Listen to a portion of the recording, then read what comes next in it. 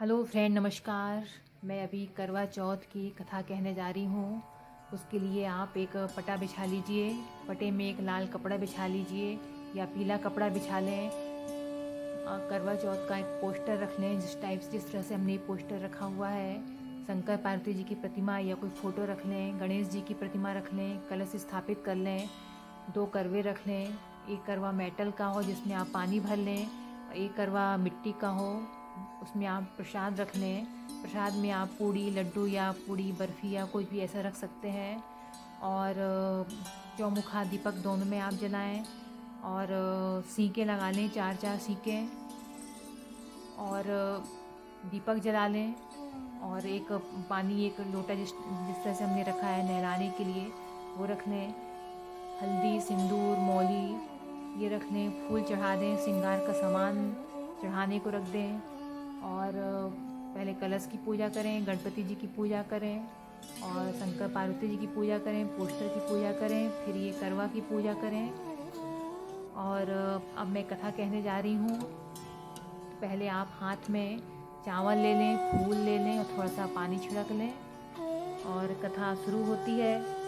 एक साहूकार था जिसके 7 बेटे और एक बेटी थी।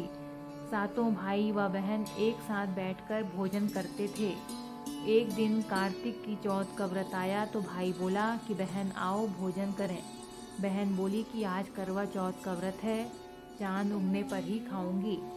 तब भाइयों ने सोचा कि चांद उगने तक तो बहन भूखी रहेगी। तो एक भाई ने दिया जलाया, दूसरे भाई ने छल्ली लेकर उसे ढका और नकली चांद दिखाकर बहन से कहने लगे, चल चांद उग आया है, अर्घ्य दे ले। बहन अपने भाभीियों से कहने लगी कि चलो अर्घ्य दे दें। तो भाभियाँ बोली, तुम्हारा चांद उगा होगा, हमारा चांद तो रात को उगेगा। बहन ने तब अकेले ही अर्घ्य दे दिया और खाने लगी। तो पहले ग्रास में बाल आ गया, दूसरे ग्रास में कंकड़ आया, तीसरे ग्रास मुंह की ओर किया तो उसकी ससुराल से संदेशा आया कि उसका पति बहुत बीमार है, जल्दी भेजो। माँ ने जब लड़की को विदा किया तो कहा कि रास्ते में जो भी मिले उसके पाँव लगना और जो कोई सुहाग का आशीष दे तो उसके पल्ले में गांठ लगाकर उसे कुछ रुपए देना।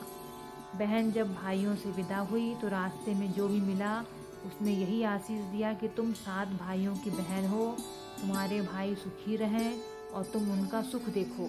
सुहाग का आशीष किसी ने नहीं दिया। जब वो ससुराल पहुंची तो दरवाजे पर उसकी छोटी ननद खड़ी थी। वह उसके पांव लगी तो उसने कहा कि सुहागिन रहो, सपूती हो। तो उसने यह सुनकर पल्ले में गांठ बांधी और ननद को सोने का सिक्का दिया। तब भीतर गई तो सासू ने कहा कि पति धरती पर पड़ा है। वह उसके पास जाकर उसकी सेवा करने के लिए बैठ गई। बाद में सासू ने दासी के हाथ बची कुची रोटियां भेज दी। इस प्रकार से समय बीतते बीतते मार्गशीर्ष की चौथ आई तो चौथ माता बोली, करवा ले, भाइयों की प्यारी करवा ले। लेकिन जब उसे चौथ माता नहीं दिखलाई दी तो वह बोली, हे माता, आपने मुझे उजाड़ा तो आप ही मेरा उद्धार करेंगी, आपको मेरा सुहाग देना पड़ेगा। तब चौथ माता ने बताया कि पौष की चौथ आएगी, वो मेरे से बड़ी है, उसे ही सब कहना, वही तुम्हारा सुहाग वापस देगी। पौष की चौथ आकर चली गई, माघ की भी चली गई, फाल्गुन की चौथ भी आकर चली गई, चैत्र, वैशाख, ज्येष्ठ, आषाढ़ और श्रावण भादों की सभी चौथ आईं और यही कहकर चली गई कि आगे आने वाली चौथ को कहना। असौज की चौथ आई तो उसने बताया कि तुम पर कार्तिक की चौथ नाराज है, उसी ने तुम्हारा सुहाग लिया है, वही वापस कर सकती है, वही आएगी तो पाँव पकड़कर विनती करना। यह बताकर वह भी चली गई। जब कार्तिक की चौथ आई तो गुस्से में बोली, भाइयों की प्यारी करवा ले, दिन में चांद उगानी करवा ले, व्रत खंडित करने वाली करवा ले, भूखी करवा ले। तो यह सुनकर चौथ माता को देखकर उनके पाँव पकड़कर गिड़गिड़ाने लगी, हे चौथ माता, मेरा सुहाग तुम्हारे हाथों में है, आप ही मुझे सुहागिन करें। तो माता बोली, पापिन, हत्यारिन, मेरे पाँव पकड़कर क्यों बैठ गई? तब बहन बोली, जो मुझसे भूल हुई उसे क्षमा कर दो, अब भूल नहीं करूँगी। तो चौथ माता ने प्रसन्न होकर आँखों से काजल नाखूनों में से मेहंदी और टीके में रोली लेकर छोटी उंगली से उसके आदमी पर छींटा दिया तो वो उठकर बैठ गया। बोला कि आज मैं बहुत सोया। वह बोली, क्या सोए, मुझे तो 12 महीने हो गए, अब जाकर चौथ माता ने मेरा सुहाग लुटाया। तब उसने कहा कि जल्दी से माता का पूजन करो। जब चौथ की कहानी सुनी, करवा पूजन किया तो प्रसाद खाकर दोनों पति पत्नी चौपड़ खेलने बैठ गए। नीचे से दासी आई, उसने उन दोनों को चौपड़ पांसों से खेलते देखा तो उसने सासू जी को जाकर बताया। तब से सारे गाँव में ये बात प्रसिद्ध होती गई कि सब स्त्रियां चौथ का व्रत करें तो सुहाग अटल रहेगा। जिस तरह से साहूकार की बेटी को सुहाग दिया, उसी तरह से चौथ माता सबको सुहागिन रखे। यही करवा चौथ के उपवास की सनातन महिमा है। कथा समाप्त हुई।